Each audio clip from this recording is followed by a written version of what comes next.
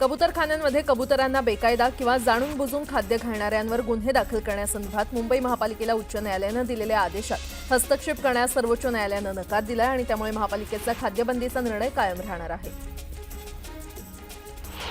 कबूतरखान्यासंदर्भात हस्तक्षेप करण्यास सुप्रीम कोर्टानं नकार दिल्यानंतर मुंबई पालिका आक्रमक भूमिकेत आलेली आहे। दुसऱ्यांदा कबूतरखान्यावर पालिकेनं लावलेली ताडपत्री काढण्याचा प्रयत्न केल्यास पालिका थेट पोलीस स्थानकात तक्रार दाखल करून गुन्हा दाखल करणार आहे।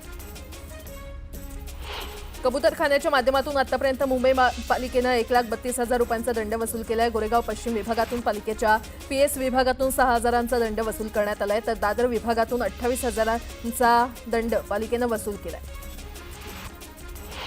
आठवडाभरात विश्रांतीनंतर पावसानं राज्यभरात पुन्हा हजेरी लावली आहे। अनेक भागात पावसाच्या सरी कोसळत असून उकाड्यामुळे हैराण झालेल्या नागरिकांना दिलासा मिळालाय। अशातच आता पुढील आठवडाभर राज्यातील काही भागात मुसळधार सरी कोसळणार असल्याचं हवामान खात्यानं सांगितलं।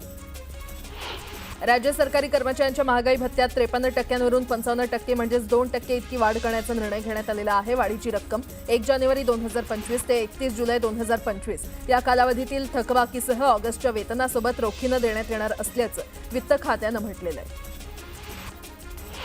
मंत्रालयात यापुढे स्मार्टफोन असलेल्यांनाच प्रवेश मिळणार आहे। गर्दी रोखण्यासाठी करण्यात आलेले विविध प्रयोग अपयशी ठरत असल्यानं आता केवळ डीजे ॲपद्वारे नोंदणी केलेल्या व्यक्तींनाच मंत्रालयामध्ये प्रवेश मिळणार आहे आणि त्यामुळे सर्वसामान्य नागरिकांना मंत्रालयातील प्रवेश दुरापास्त होण्याची शक्यता आहे।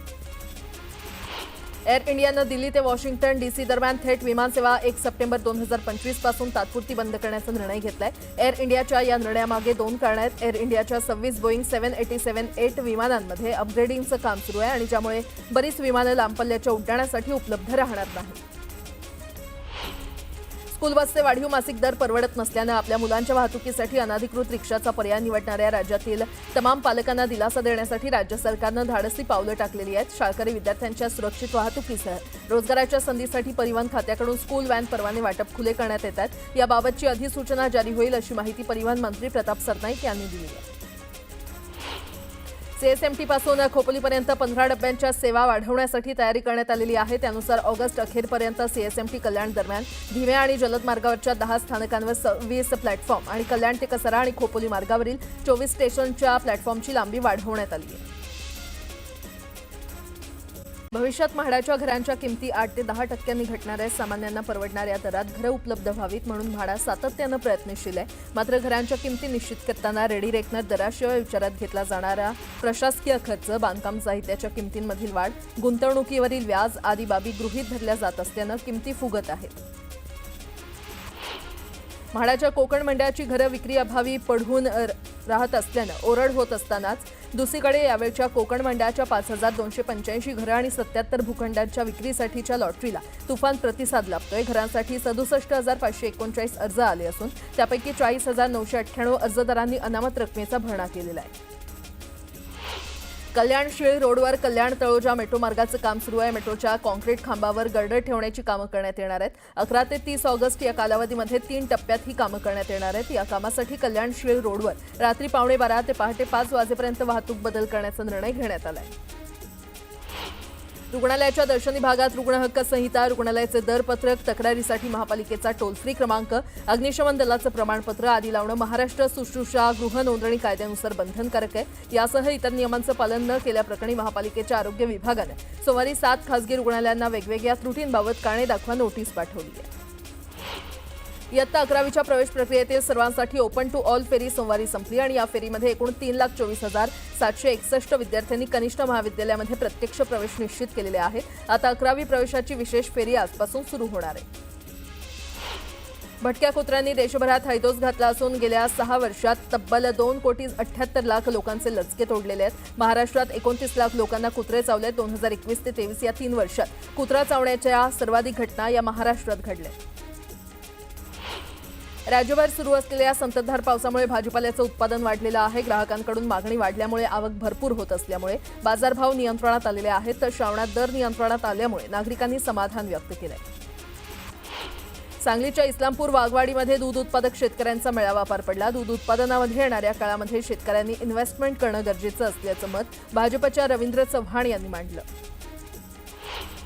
बुलढाण्याच्या मेहकर तालुक्यातील आंध्रुड गावात सैन्यातील जवानाच्या कुटुंबावर आंदोलन करण्याची वेळ आली आहे। वैभव बनसोडे असं या जवानाचं नाव आहे। ग्रामपंचायत सदस्य पंजाब देशमुख यांनी बळजबरीनं जमीन हिसकावल्याचा आरोप करण्यात आलाय।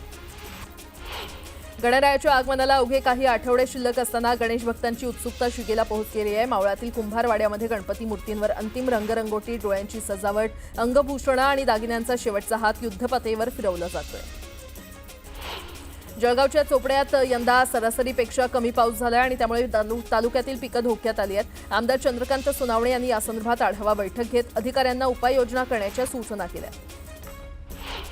अकोल्याच्या बाळापूर मतदारसंघातील विकास कामांच्या निविदा काढण्यात भेदभाव होत असल्याचा आरोप करत शिवसेना उभाटाचे आमदार नितीन देशमुख यांनी सार्वजनिक बांधकाम विभागाच्या कार्यालयामध्ये ठिय्या आंदोलन केलं।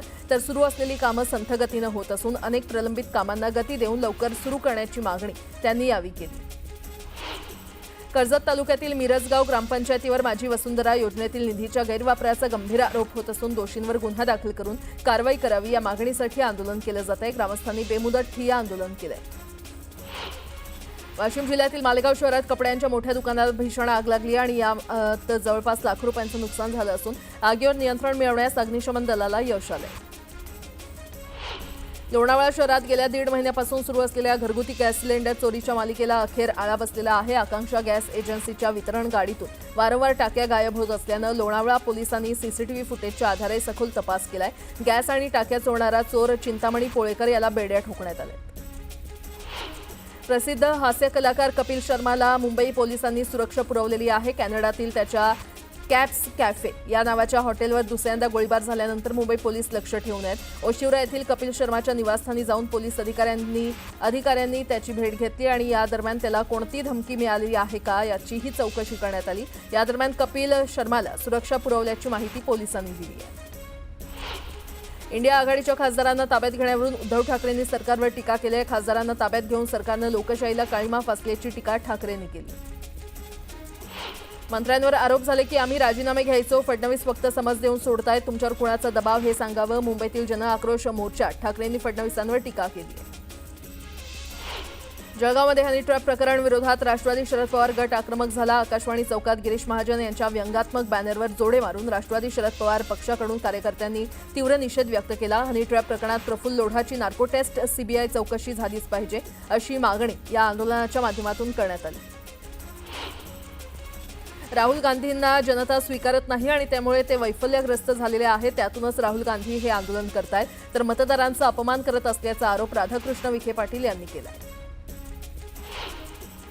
चंद्रपूर जिल्ह्यातील विविध राजकीय पक्ष आणि जनसंघटनांनी एकत्र येत महाराष्ट्र विशेष जनसुरक्षा कायद्याविरोधात जोरदार आवाज उठवला। जिल्हाधिकारी कार्यालयासमोर धरणे आंदोलन करत आंदोलनकर्त्यांनी हा कायदा अनावश्यक आणि बेकायदेशीर तसंच संविधानिक मूल्यांची पायमल्ली करण्याचा असल्याचा आरोप केला। मुंबई हायकोर्टाच्या आदेशानुसार मुंबईत डीजे वाजवण्यास बंदी घालण्यात आली आहे। गणेशोत्सव काळात डीजे वाजवल्यास पोलिसांकडून कारवाई केली जाणार आहे। राजे रघुजी भोसले यांची ऐतिहासिक तलवार अखेर सरकारच्या ताब्यात आली आहे। लंडनमध्ये सांस्कृतिक कार्यमंत्री आशिष शेलार यांच्याकडे तलवार सुपूर्द करण्यात आली आहे। 18 ऑगस्टला तलवार मुंबईमध्ये आणली जाणार आहे। नाशिकमध्ये शिंदेच्या शिवसेनेच्या बैठकीत राडा झाला। शरद पवारांच्या राष्ट्रवादीचा पदाधिकारी बैठकीत शिरल्याचा आरोप करत 2 गट आपापसात भिडल्यानं गोंधळ उडाला। एकमेकांची कॉलर पकडत शिवीगाळ करण्यात आली। भारतीय जनता पक्षाकडून मलकापूर शहरात तिरंगा रॅलीचं आयोजन करण्यात आलं। भाजपचे जिल्हाध्यक्ष आमदार अतुल भोसले यांच्या उपस्थितीमध्ये भारत माता की जय आणि वंदे मातरम अशा देशभक्तीपर घोषणा देत रॅली पार पडली। बुलढाणा जिल्ह्यातील सिंदखेडराजा तालुक्यात कमलाबाई माने यांची खासगी जमीन कुठलीही पूर्वसूचना न देता सार्वजनिक बांधकाम विभागाने आपल्या ताब्यात घेतली आहे। सार्वजनिक बांधकाम विभागाच्या या मनमानी कारभाराविरोधात सिंदखेडराजा वासियांनी तहसील कार्यालयावर मोर्चा काढला। शहरातील कमलाबाई माने यांची शेतजमीन त्यांना सन्मानपूर्वक परत देण्याची मागणी या मोर्चाच्या माध्यमातून करण्यात आली।